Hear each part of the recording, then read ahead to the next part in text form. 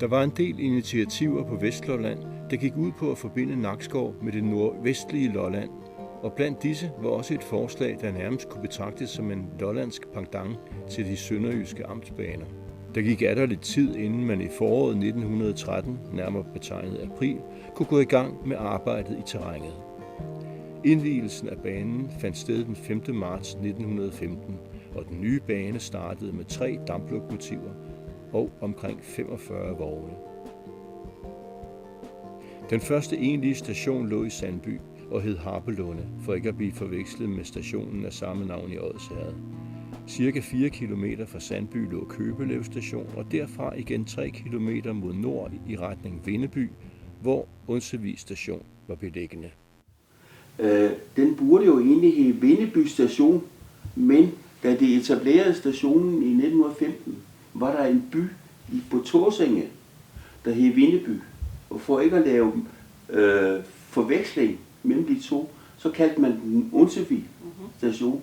Den her egentlig, det er jo i Vindeby, den ligger. Så det er sådan set baggrunden. Ja.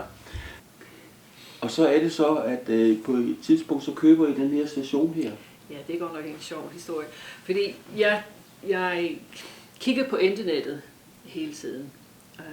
Og vi kan godt lide sådan lidt usædvanlige bygninger og sådan gamle. Og vi har haft et par huse, hvor vi har renoveret dem. Så det er jo ikke så mange år siden. Nej, det var i november, jeg kom over, tror jeg. I 2015. I 2015? Mm-hmm.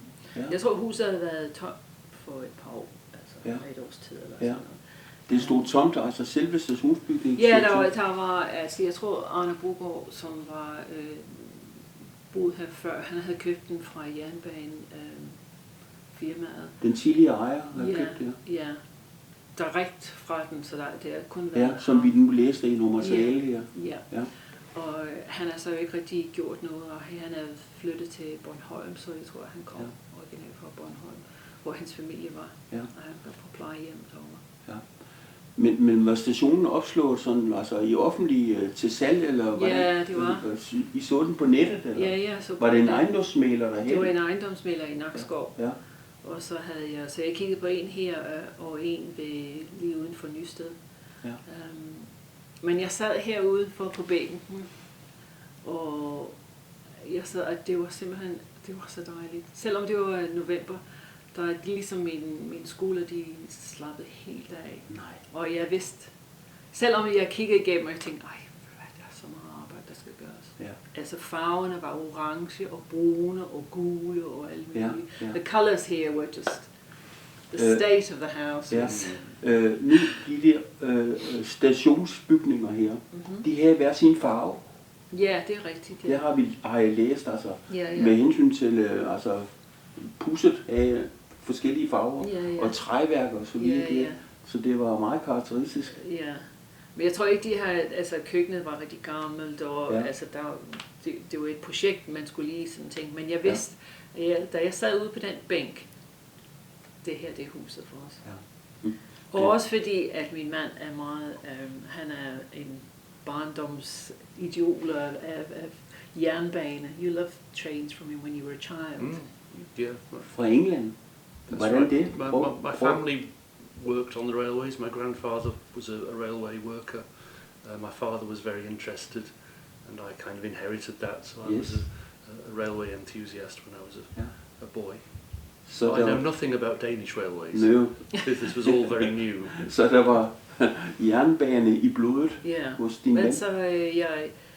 Så købte jeg den. Min mand havde ikke engang set det. Hold da op. So you'd never seen the house. Det var da utroligt. Men der var sådan en dejlig følelse her. Ja. Der var sådan en dejlig, altså med naturen omkring, og det var så rigtig afslappet. Så jeg kan huske, at jeg tog på, vi har en lille café her i Vindeby, og jeg sad og havde en kop kaffe der, og så tænkte jeg, og så ringede jeg tilbage og sagde, så køber vi den. Tak. Så prøver vi. Der var ingen tvivl om det. Nej. Men det er jo også, altså, det er den sidste station, der er fuldstændig, kan man sige. Det vidste jeg overhovedet ikke. Jeg vidste ikke noget som helst. Nå, det gjorde du ikke? Nej. Det er først efterfølgende. Det er først efterfølgende, at vi rigtig fandt, fordi der var sådan nogle møbler sådan her, fordi han er jo så flyttet på på plejehjemmet uden hans møbler eller noget som helst. Okay. Så der var ting og sager her, du ved. Men vi vidste ikke alle de forskellige ting, der var tilbage, ligesom billetter og alt muligt. Dokumenter. Og ventesalen herude, den er jo også altså, fuldstændig intakt. Altså, det er jo meget. Altså, den sidste ventesal. Ja. Også det der, hvor man får billetter også. Det billetlugen der. Billetlugen, den er der også jo. Ja. Og vi har jo alle mulige ting her, ligesom dørene, de originale døre og vinduerne og alt muligt, der er stadig som det var. Det er fra den gang, det blev bygget i 1915. Og det er jo så, at vi kunne rigtig lide, fordi vi er meget interesserede i at bevare så meget, som vi kan af vores historie, selvom det er engelsk eller dansk eller historie. Og det. I forbindelse med renoveringen af huset her, der er I stødt på mange lag tapeter. Ja, især her i stuen, der var simpelthen så mange, og det tog så lang tid. Men så har vi gemt nogle af de stykker, fordi det er jo så en del af historien. Men der var et som vi var rigtig glade for, og det er lidt afbladet i det her stykke, som vi har her. Men vi fandt ud af, at han, designeren, hedder Preben Dahlstrøm. Og min mand her, han scannede det på hans computer og brugte Photoshop. Og så sendte vi det af til en tapetsfirma, som så lavede tapetet op for os. Og så har vi puttet den her op i trappeopgangen. Og det blev jo så færdigt med den anden dag, men det var også et stort job. Så vi vil have beholdt noget af historien, og så fordi vi kan så lide ikke? Altså, så I har simpelthen genskabt tapetet? Så vi har genskabt tapetet, som det var. Og den her, det er fra, jeg tror, midt-50'erne. Ja. Og nogle gange så kører vi omkring, og we drive around, and we see old houses that falder sammen. Ja. Og we think it's a shame, fordi man skal bevare historien, det er meget vigtigt. Jamen, så er I de rette mennesker jo. Ja, men det er jo også et hus, det er også et hjem, så vi vil ikke bo i et museum, men vi vil gerne have nogle ting, der er sådan sjove med livet her. Ja. Ikke? Vi har jo set her, altså, at jernbaneskinnerne går lige her udenfor jo. Ja. Og jeg har læst, at der er en perron for passagerer og en perron for godstransport. Ja, det er rigtigt. Ja. Og den er der stadigvæk. Den er der stadigvæk i dag. Det eneste, der ikke er det er skinnerne. Ja, jeg tror, de tog skinnerne op for at smelte den ned. Så jeg tror, at de blev nedlagt, det der. Ja. We were just saying that there's 2 levels of platform, one from the goods and one for the passengers. Yes. Og så er der et pakhus herhenne også. Ja, pakhuset. Ja. Den har vi så ikke begyndt at renovere helt nu. Døren vi har, men der skal jo mange penge til. Jamen, det er klart. Og jeg har også læst mig til, at på den anden side af skinnerne, tidligere var der en frugtplantage og en urtehave. Yeah, that's right. Ja. Så de var sådan selvforsynende her. Ja, det tror jeg. Jeg tror, jeg har læst om min forstanderinde, der boede her. Og så, så boede de væk. Deres grøntsager og sådan. Mm. Men vi har jo stadig frugttræer dernede, så det prøver vi jo stadig. Det er stadigvæk de gamle træer? Det er de gamle træer, og så har vi puttet nogle nye nogen ind også, mens vi har været her. Ja. Så hold da op. Fantastisk. So who's talking about the fruit trees? Ja. Og så er der så masten herude, altså signalmasten herude, det synes jeg er fascinerende. Ja, jeg har jeg tror han købte det for 90 kroner fra firmaet. Jeg ved. Ja. Nå. Altså for at den kunne blive stående? Ja. Javel. Ja, fordi det er den eneste mast, der er tilbage, jo, er de fra stationerne der. Ja. Det er helt sjovt at se. Ja, det er fantastisk. Ja. Der skal også lidt arbejde til, for der er rustet meget. Ja, det er. Så jeg bliver nødt til at det er en af vores områder. Vi har en liste med mange ting, som vi stadig skal gøre. Ja. Fordi jeg har talt med en, der ved over metal. Altså nu Narsko, det er jo en metalby, kan man sige, for Narsko Skibsværft. Og han siger så, altså masten skulle så nedtages, og så skulle den sådan set sandblæses. Ja. Og så, skulle den så males, altså rustbeskyttes og så videre. Og hvis han gerne vil det, så det må han godt. Jo. Så det er jo bare et stort projekt, kan man så sige, og det er også noget, der koster penge. Ja, det er det med de her gamle huse, der er altid noget, der skal gøres, og vi er rigtig helt fra alting skulle gøres. Ja. Ja. Jeg har også fundet, på nettet har jeg lige fundet tegninger, altså grundplan over huset her. Altså. Ja. Så det er også interessant at se. Den har vi hængende op i... Og det har I? Ja. Nå, okay. Jamen, så kan vi jo tage, kan man sige, vi kan tage billeder af dem. Ja. Fotograf med Erik her. Ja. For det var jo sådan en arkitekten, han var jo så meget en berømt fra København. Det var Preisler, han så kom fra København, og han tegnede alle stationsbygningerne her. Do you follow where we are now? Ja, har jeg læst. Ja, men vi har jo rigtig meget sådan materiale om fra Lokalhistorisk Arkiv. Avisudklip her, som vi nu sidder og kigger og bladrer i. Det er rigtig spændende ja, at se. Det er, og det er nyt for jer at læse. Ja, meget af det ja, her. Det, ja. Jeg havde ingen idé, der var så meget, der er skrevet om Kragnæsbanen. Og vi har jo også materialer omkring, kan man sige, for de enkelte år aktiviteten med hensyn til antal passagerer,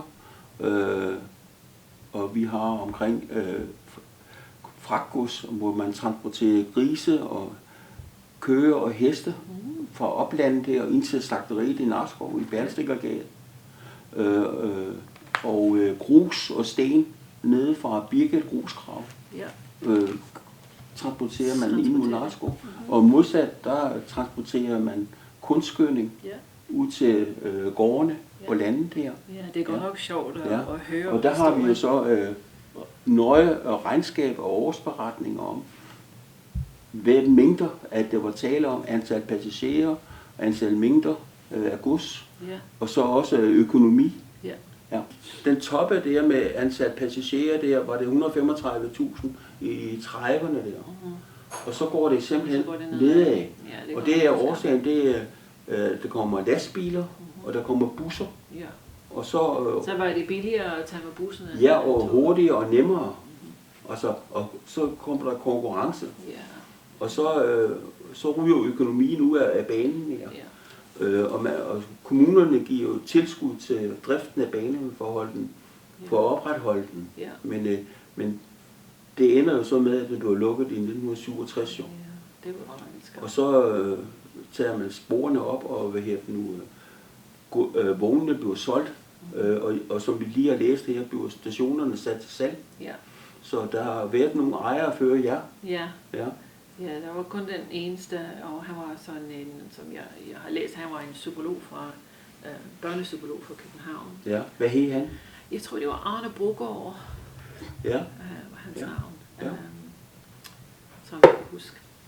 Det var godt nok. Ja, det var ham, I købte af? Ja, altså vi købte den fra, det var ejendomsmælgerne i Nakskov. Ja, selvfølgelig. Han formidlede salen. I 2015. 2015, det var det. Ja. Tiden er gået hurtigt, så vi kommer over, og så bruger vi så meget tid på at renovere huset. Men nu er det begyndt at blive sådan lidt mere færdigt, så har vi så haft en chance for at gå ud og kigge lidt omkring, ikke? Og så tager vi så ud til stranden og ud og se. Men Karin, du fortalte mig indledningsvis her, at I virkelig har mødt stor opbakning fra lokalsamfundet. Ja, vi har. Altså, jeg tror også, fordi, jeg ved ikke om det er, fordi jeg har sådan lidt engelsk i mig, så folk de vil gerne sådan snakke, og de spørger, hvorfor har I købt huset hernede, og hvad sker der? De er interesseret. De er interesseret, og de kommer over, og de er meget interesserede at se, hvor meget historie der er tilbage i huset. Ikke? Så vi har haft folk, der bare lige kommer og fotograferer huset, eller kommer ned ved vores vej her for at se huset, fordi de kan huske, at de var børn, at de legede her omkring og tog med toget. Ikke? Men også fra VVS-manden til elektrikeren, og da vi først flyttede ind, der var kloakken faldet sammen, og der var hul i taget, og så vi har jo haft mange folk, der har hjulpet os med huset. Også vores ven Benny, som bor i gården heroverfor. Han har været rigtig Benny Krav. Han har været rigtig flink og hjælpe os, og hvis der er noget overhovedet, der skulle ske, så vi har. Men det er faktisk fra, da jeg begyndte at gå i skolen også, der blev man færdig med at heroppe på stationen. hvor vi lå light og cykle og alt det der, hvor vi kørte rundt omkring stationen, og så hen langs med banen, og så vendte vi rundt hen på, så kørte vi også rundt, og så den vej op, og sådan siger, så vendte vi rundt hen ved vejen og kørte tilbage igen, så mødte vi jo hinanden, så som siger, så skete der jo et eller andet, vi røg af cyklerne, men sådan var det jo. Ja. Det var sådan et samlingssted for unge mennesker. Det kan vi jo sådan, det var det jo for os her i byen jo. Vi færdes altid heroppe på stationen. Fordi der var andre mennesker, ja. Og der skete nogle ting, og ja. Der var en aktivitet ja. Med togene, der kom og kørte. Og... Lige nøjagtigt, så når skinbussen den kom, jamen så tog den jo hernede ved baneudgravningen. Der var en markvej, der gik op til Præstgårdsjorden. Så tog den der hver gang, og så skulle vi jo se, om vi kunne nå at komme op jo. Og se skinbussen. Vi skulle lige se, om der kørte toget jo. Ja.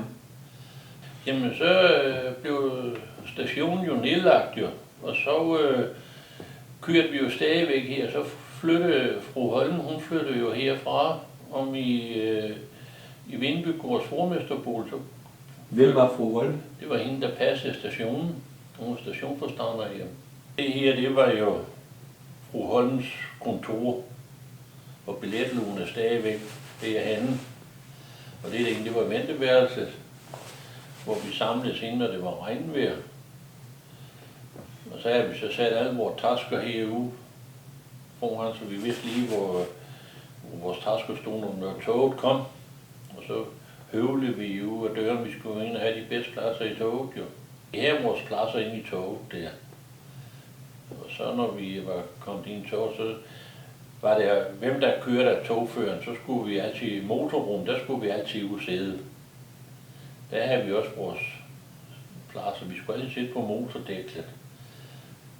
For det larmøvede, det kunne vi jo godt lide. Og så var det jo, der var jo så nogle, de havde jo deres specielle pladser, der også satte jo sådan 2 små seer inden for dørene, når man kom ind. Der fik vi også sat vores tasker en gang imellem, som vi ikke skulle have gjort. Så kom der en, der hed Poul, så sagde jeg, det er altså Pouls plads, og så må vi flytte taskerne. Det vidste vi godt, men altså vi gjorde det bare. Ja. Så det var sådan, ja, vi havde det hyggeligt med de togfører der. Vi knægte det. Der blev lavet lidt ballade. Ballade blev der ikke lavet, men altså en, der hed Bal Sørensen, han kunne godt lige lave det sjov med os jo. Mm. Så tog han lige pludselig sådan en gearstamme op og slog på den der jernrør. Det var sådan, det kunne vi, det synes vi, det var sjovt jo. Så var der så Harplum station, der var sådan ikke rigtig noget der, det var også en pæn station. Så var der så kom vi ned til, Tjørnvang, der var et trinbræt. Så var der en ældre mand der på det tidspunkt, hvor jeg var med. Trinbræt, det var der, som den stoppede? Hvis der stod ingen, så stoppede toget og tog den person med. Og så når han var med ham der, så sagde Bal Sørensen altid til ham, du kan lige så godt stå af her ved den vej, hvor du hører til. Så fik han lov til at stå af. Der var jo service på den gang jo. Så kørte vi ellers dernede, og så var der så Købelstation, det var også sådan en pæn station der. Og så var der så faktisk ikke flere, så var der Onsvig station, og der var så rangerplads, og det var der, det mener jeg også, der var i Sandby. Så flere tog kunne placere hinanden? Nej, altså det var bare sådan et sted, som ligesom hernede ved udgravningen, der gik de lige igennem, så var der sidespor ind, så at der kunne køre et tog ind, og så tage motorvognen af, og så køre op og sætte foran igen. For på et tidspunkt der, da vi var faktisk mange børn, både fra Vindby og Køblev og Sandby, så var det, at der kom et bumletog, kaldte vi det, og rangerer her. Og så kørte det ind på sidesporet, så skiftede. Jeg kan ikke huske, om vi kaldte den Perlehønen. Jeg ved ikke, om den er ude en afskov mere. Et gammelt lokomotiv. Og så skiftede det, og så vi knægte, vi havde så... Vi skulle ind og have den bedste plads med vinduet, så skulle vi sidde og spille kort herfra den afskov. Det var så kun, det var kun forbeholdt skoleelever. Så skinnebussen, så kom den bagefter. Så tog den alle dem, der skulle med i forretningerne, der var den fyldt op. Så mange mennesker var der fra Kravnes og så til... Der er sket noget siden. Det var faktisk en hyggelig tid det der. Det synes jeg, det var. Der var noget specielt ved det tog. De var jo lidt ked af, at der skulle nedlægges det var vi, men sådan var det jo, så kom busserne jo. Og der blev vi knægtet, der blev vi lidt upopulære i starten med bussen, for det da vi kom kørende, da Kravnesbanen var lukket der blev vi jo kørt med bus jo, så herhenne ved overskæringen, så satte vi en 4-5 stykker nede på bagsædet. Så var der en, der kørte bussen, så var der en af de der drenge der, så pas på toget, det kommer nu. Og så stod buschefen. Der blev vi lidt upopulære hos den der buschauffør. Men vi blev gode venner igen. Vi skulle bare lige afprøve ham, om han var klar over det. Ja. Men da beslutningen blev så truffet der, at togdriften skal nedlægges, så må det også være et anlægsarbejde med at nedtage jernbaneskinnerne. Ja, der startede de nede i Kravnes og begyndte at pille op. Og så kørte de ellers den vej der med skinnerne og svællerne og alt det der. Der var så togene, de blev læsset op der, og så fortsatte det mod Nakskov. Ja. Og så kom de jo så hertil, så Arne, han ville jo gerne have haft bibeholdt skinnerne herude. Ved Uttervig station? Ja. Men det kunne man ikke rigtig få lov til, for de skulle væk alle sammen. Det eneste, han så fik lov til at bibeholde, det var signalet. Signalvæsken? Ja, den fik han lov til at beholde. Og den brugte han, når postmanden skulle op. Så hejste han den ene vinge, så vidste postmanden, at nu skulle han herop. Og så var det alle landmændene og alt det, de købte jo så gruset, der lå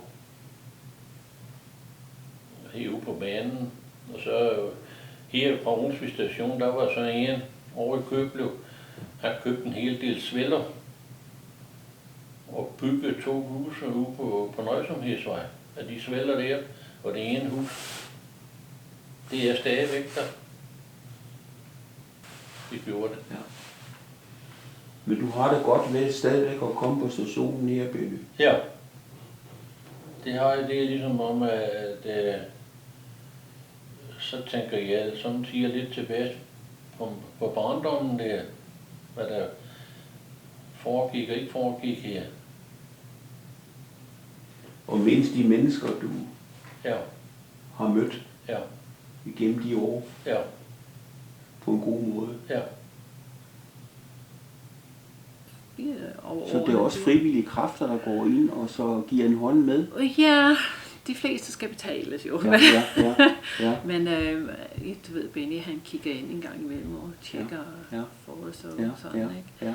Men der er jo stadig så mange ting, som jeg gerne vil gøre med huset. Men det tager jo så i tid, ikke? Ja. Men I har også fremtiden for jer, må man sige, og I er unge i hvert fald. Tak skal du have. Så ung, men der går nogle år endnu, ikke? Men altså, I har jo ikke haft den i mange år, men så alligevel er det jo fantastisk at se lokalerne her. Ja, vi har jo så, som jeg sagde, en liste af tingene, ligesom, altså i år, der havde vi udvendige af vinduerne, og den her sommer, så skal jeg gøre indvendige af vinduerne, men vi vil gerne have huset er så bæredygtigt, som vi kan, for det er sådan en slags mennesker er vi. Så alting, som vi har købt til huset, det har været fra loppemarkedet eller fra genbrugsstation. Og da vi først kom til området, så var vi op, når der var så meget, der skulle til reefer. Og der havde de sådan nogle, man kunne bare tage ting og sager, som folk de har afleveret der, ikke? Men det kan man ikke mere, men det kunne man. Så der var jo nogle ting, der kom i huset også. Der var lidt tilbage fra, da Arne flyttede ud af huset. Der var der lidt møbler tilbage, som dem har vi så også beholdt. Men så er der ikke noget, selv køkkenet er genbrugskøkken. Så har vi brugt, og vi var meget interesserede at bruge folk, som er i omegnen, så vi havde Så vi Den spurgte, lokale arbejdskraft, ja, og de lokale håndværkere? Ja, fordi jeg tror, de har investeret i historien i området, og ja, så det har været godt nok sjovt at se folk. Og deres begejstring, når de kommer og ser, der er så meget stadig her tilbage. Det er vi også, altså. Ja. Så... Ja, det er godt nok sjovt. Ja, det er. Og jeg synes, det er part of Lolland. Ja. Banen her. Allerhøjeste grad. Ja. Det... Så vi vil gerne bevare så meget som vi kan. Ja. Meningen også nu, at vi vil gerne en gang imellem have en open house, så folk kan komme ind og lidt kigge. Og spændende. Især jernbaneentusiast. Dem synes jeg, vi skulle have døren åben til. Så det vil vi også gerne. Ja. Nu Fantastisk. er vi sådan næsten færdige. Ja. Men pakhuset er det næste største, fordi jeg tror, det er den eneste pakhus, der er tilbage på banen, tror jeg. Ja. Jeg Af de gamle der? Ja. Ja. Og der er meget, der skal repareres. På den bane her, ja. På Nakskov. Kravlæsbanen, ja, det er korrekt. Ja. Så der er masser af planer for fremtiden? Ja. Ja. Så... Men I tager små skridt ad gangen? Små skridt ad gangen, og så når pengene er der. Ja, selvfølgelig. Ja. Og I får jo ikke nogen offentlige tilskud? Eller? Overhovedet ikke. Nej, det er alt fra vores egen penge. Ja, så så der skal arbejdes og spares op til at gøre. Så det er et meget stort projekt, men det er fantastisk. Det er ligesom altså, når man starter på et sted af bygningen, og så går igennem, og så skal man begynde igen. Ja. Sådan er det med de gamle huse. Ja. Ikke? Ja. Men vi vil bevare så meget, som vi overhovedet kan. Og vi er meget stolt af, hvad vi har gjort. And we're proud of what we've done. It's beautiful. Fantastisk. Ja. Og vi kan så have familien hernede, ikke? Og om sommeren er det så dejligt. Og så har vi jo så stranden omkring os også.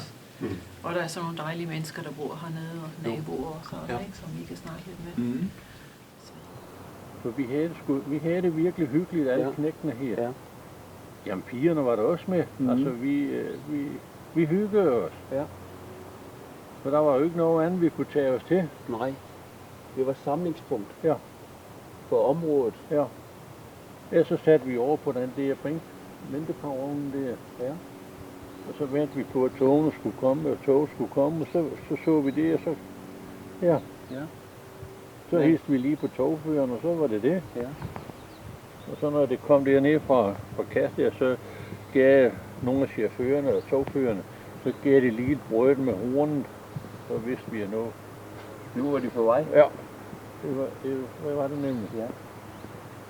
Ja, vi fik jo lov til, når vi kørte hjem fra Nakskov med det eftermiddag, altså toget derfra, vi var færdige med at gå i skole, så fik vi jo sådan sige lov til at smide aviserne ud ved trinbrættene.